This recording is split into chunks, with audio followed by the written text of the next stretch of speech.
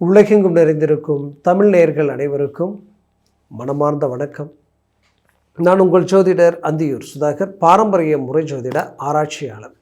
இன்று நாம் காணக்கூடிய தலைப்பு பார்த்திங்கன்னா, தனுசு ராசி அன்பர்கள் உங்களுக்கு உச்ச குரு எப்பேற்பட்ட மேன்மைகளை தரப்போகிறாரு, மேலும் நீங்கள் எந்த விதத்தில் இந்த குரு பயிற்சியை பயன்படுத்தலாம் அப்படின்றத இந்த காணொலியில் தெளிவாக விவரமாக நம்ம பார்க்கலாம்.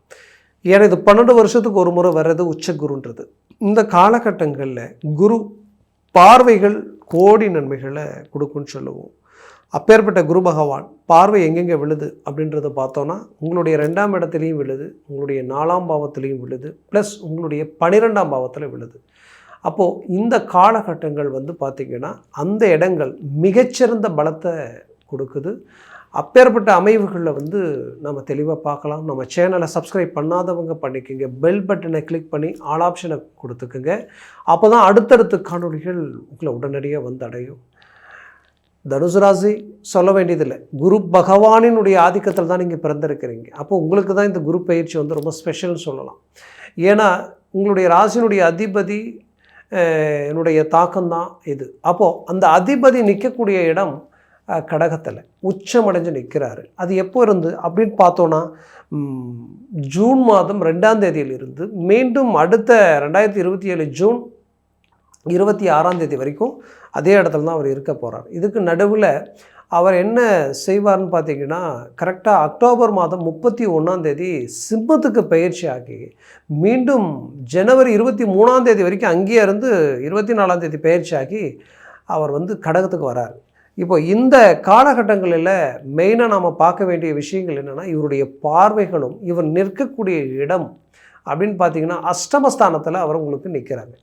அஷ்டமஸ்தானத்தில் நிற்கிறவர் 180 டிகிரியில் உங்களுடைய தனஸ்தானத்தை டைரெக்டாக பார்க்க போகிறார். அப்போது அஷ்டமஸ்தானத்தில் குரு பகவான் போய் நிற்கும்போது இதில் ஏதாவது ஒரு நெகட்டிவ் இருக்கா அப்படின்ற ஒரு கேள்வி உங்களுக்குள்ளே இருக்கும். கண்டிப்பாக என்னென்னா, ஒரு ராசியினுடைய அதிபதி 8ல் போய் நிற்கும் பொழுது என்ன நடக்கும் அப்படின்னு பார்த்தா, சில கடினமான வேலைகளை நீங்கள் கையில் எடுக்க போகிறீங்க. சில ரிஸ்க்கான விஷயங்கள்லாம் ஆட்டோமேட்டிக்காகவே போய் என்ட்ரி ஆகிடுவீங்க. அதே நேரத்தில் சிலரை பார்த்திங்கன்னா சடனாக வீடு கட்ட ஆரம்பிச்சிடுவீங்க. சிலரை பார்த்திங்கன்னா கட்டிகிட்டு இருக்கிற வீடு இதை இன்னும் அடுத்த கட்டத்தில் இன்னும் கொஞ்சம் ஹெவியாக நல்லா நம்ம நினச்ச மாதிரி பண்ணலாம், கொஞ்சம் இன்னும் கிராண்டாக வெயிட்டாக பண்ணலாம் அப்படின்னு நினைப்பீங்க. இன்னும் சிலர் தொழிலை ஒரு இடத்துல இருக்கக்கூடிய விஷயத்தை இன்னும் 2-3 லெவலுக்கு நாம் ஒரு 3 டிபார்ட்மெண்ட்டை இன்னும் பிரித்து பெரிய லெவலில் பண்ணிடலாம் அப்படின்ற ஒரு யோசனைகள் வரும். அது மாதிரியான ஒரு கொஞ்சம் பெரிய லெவலில் ஃபோக்கஸ் பண்ணுவீங்க. இந்த மாதிரியான ஒரு சில விஷயங்கள் உங்களுக்கு கனெக்ட் ஆகும். பட் அதே சமயம் 8ல் இருக்கிற குரு வேறு ஏதாவது நெகட்டிவாக பண்ணுவாரான்னு பார்த்தீங்கன்னா, கண்டிப்பாக திடீர் முடிவுகளை நீங்கள் எடுக்கிற மாதிரி இருக்கும். பட் அதில் நீங்கள் கொஞ்சம் கேர்ஃபுல்லாக இருக்க. அந்த திடீர் முடிவுகள் எடுக்கும்போது மட்டும் கொஞ்சம் அமைதியாகி கொஞ்சம் யோசித்து நிதானமாக செயல்பட்டிங்கன்னா அது உங்களுக்கு ரொம்ப பெட்டராக இருக்கும். அப்போ இன்னும் ஏதாவது நெகட்டிவ் இருக்கா இதில் அப்படின்னு பார்த்தோன்னா, இன்னும் நெகட்டிவான விஷயங்கள் என்னென்னா, மற்றவங்கள ஒன்று நம்பி ஒப்படைக்கிறீங்கன்னா முழுசாக அவங்க பொறுப்பில் விட்டுற வேண்டாம். அதில் ஃபோக்கஸ் உங்களுக்கு இருக்கணும். இல்லைனா அந்த இடத்துல உங்களுக்கு துரோகங்கள் நடக்க வாய்ப்பு இருக்குது.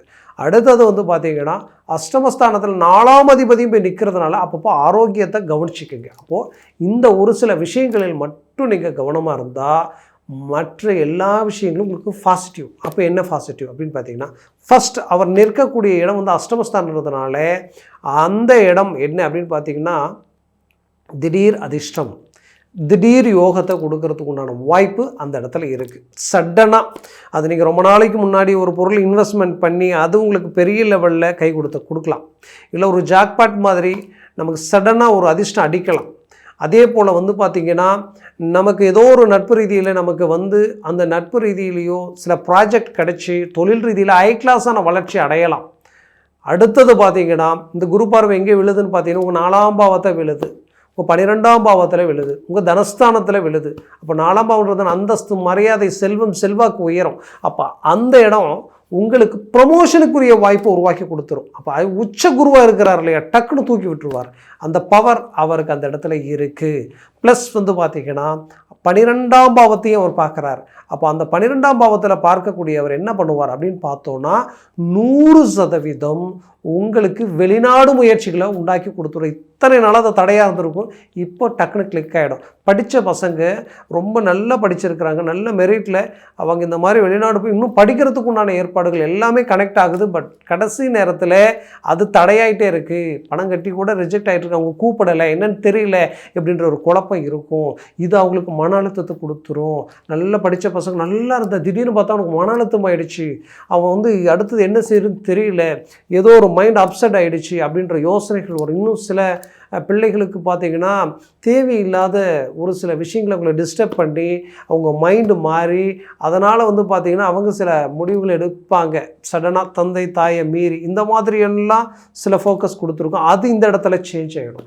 அது இந்த இடத்துல அப்படியே உங்களுக்கு ஒரு கிளாரிட்டி கிடைச்சிடும். ஒரு நல்ல அவங்க தெளிவாகி அவங்க ரொம்ப அடுத்த கட்டத்துக்கு ஒரு ஒரு ரீஎன்ட்ரி கொடுக்குற ஒரு அருமையான காலகட்டமாக இது மாறப்போகுது.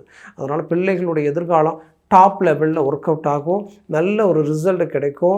வெளிநாட்டில் இருக்கக்கூடியவங்க இத்தனை நாளாக மனபாரத்திலையும் பல இழப்புகளையும் மன உளைச்சல்களையும் சந்திச்சிருந்தாலும் உங்களுக்கு வேண்டியவங்களும் உங்களை காயப்படுத்தி உங்களை கஷ்டப்படுத்தி உங்களை விட்டு பிரியக்கூடிய நிலைமைகளை உண்டாக்கி இருந்தாலும் மீண்டும் உங்களுக்கு விட்டு போனது, உங்களுக்கு பிடிச்சது, நீங்கள் எதிர்பார்க்கறது உங்களுக்கு கிடைக்கிறதுக்கு உண்டான வாய்ப்பை இந்த குரு 12ஆம் பாவத்தில் பார்க்குறதுனால இது உருவாக போகுது, உண்டாக போகுது. நீங்கள் வெளிநாடு வரைக்கும் பிஸ்னஸ் பண்ணிகிட்டு இருக்கிறீங்கன்னா இப்போ அது உங்களுக்கு கனெக்ட் ஆகும். குறிப்பாக சொல்கிறேன், தனுசு ராசிக்கு இருக்கிற இடத்த விட்டு இடம் மாறுறதுக்கு வாய்ப்பு கிடைச்சா யோசிக்கவே வேண்டாம், மாறிடுங்க. தொலைதூர பயணம், தொலைதூரத்தில் வேலை, வெளிநாடு வாய்ப்பு எது கிடைச்சாலும் மிஸ் பண்ண வேண்டாம், யூஸ் பண்ணிக்கங்க. ஏன்னா உங்களுக்கு ஒரு பக்கம் சனி அர்த்தாஷ்டம சனியாக இருக்கார், ஏதோ ஒரு விதத்தில் நிம்மதியை எடுத்துக்கிட்டு இருக்கிற மாதிரி இருக்கும். அது கொஞ்சம் இடமாற்றமாக இருந்ததுன்னா அது அப்படி பாசிட்டிவ் உங்களுக்கு வேலை செய்யும். இன்னும் சிலரது வாழ்க்கையில் நான் ஓப்பனாக சொல்கிறேன், தனுசு ராசி பொறுத்தவரைக்கும் எப்பவும் ஸ்ட்ரைட் ஃபார்வேர்டு, உண்மை, நேர்மை, தெய்வ பக்தி, எதையும் திட்டமிட்டு செயல்படுவீங்க. அதுலேயும் தன் உழைப்பால் உயரணும்னு நினைப்பீங்க. அந்த நல்ல மனசு உங்களுக்கு எப்போவுமே உண்டு. ஆனால் உங்களுக்கு சோதனைகள் அதிகம். நீங்கள் இன்றைக்கி பார்த்தீங்கன்னா இந்த தனுசு ராசி ஒரு நல்ல கம்பெனியை உருவாக்கி ஒரு 10 பேரில் 100 பேரில் எத்தனையோ பேரை வச்சு நாம் ஒரு பிஸ்னஸை உண்டாக்கும்னு நினச்சி நீங்கள் போயிட்டுருப்பீங்க.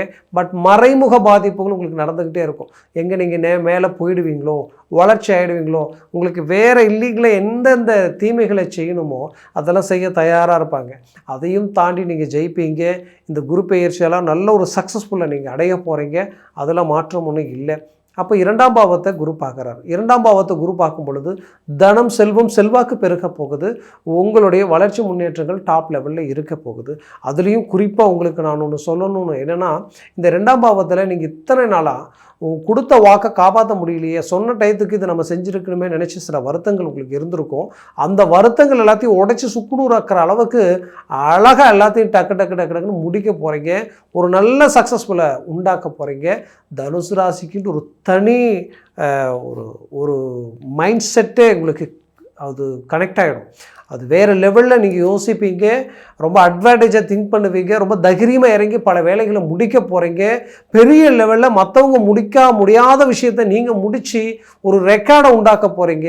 கண்டிப்பாக சொல்கிறேன், வேலையில் இருக்கிறவங்க நிறைய அவார்ட்ஸ் வாங்க போகிறீங்க.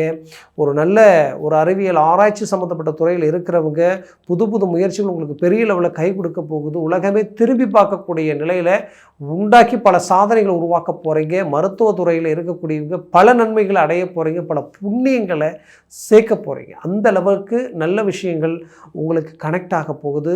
இத்தனை காலமாக நீங்கள் நேர்மையாக, கண்ணியமாக, கௌரவமாக இருந்ததுக்கு ஒரு ரிசல்ட் இல்லையே அப்படின்னு நினச்சவங்களுக்கு இதுக்கு மேலே அதுக்குண்டான பிரகாசமான ஒரு எதிர்காலம் உங்களுக்கு கிடைக்க போகுது. அடுத்து டக்கு டக்கு டக்குன்னு ஒரு வளர்ச்சி பாதைக்கு நீங்கள் செயல்பட போகிறீங்க. குறிப்பாக சொல்லணுன்னா வண்டி வாகனங்கள் உங்களை வந்து சேரும். இந்த காலகட்டங்களில் குறிப்பாக மனை, பூமி, வீடு கட்டக்கூடிய வாய்ப்புகளும் அதுக்குண்டான அம்சங்களும் உங்களுக்கு கனெக்ட் ஆக போகுது. கட்டின வீடு பாதையில் நிற்குதுன்னு நினச்சிங்கன்னா அதுவும் இப்போ கை கொடுத்து ஒரு நல்ல மேன்மைகளை உண்டாக்க போகுது. எந்த மாற்றமும் இல்லை, எதையும் நினச்சி வருத்தப்பட வேண்டிய அவசியம் இல்லை. துணிஞ்சு இறங்கி செயல்படுங்க, பெரிய லெவலில் நன்மைகள் அடைய போகிறீங்க. திருமண வாய்ப்பும் தடையாக இருந்தாலும் அந்த தடைகளை தாண்டி சக்ஸஸ்ஃபுல்லாக அடைய போகிறீங்க.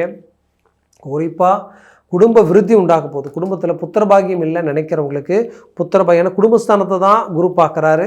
அப்போ குடும்பம் விருத்தியாக போகுது, குடும்பத்தில் மேலும் மேலும் வளர்ச்சி உண்டாக போகுது, உருவாக்க போகுது. அதில் எந்த மாற்றமும் இல்லை.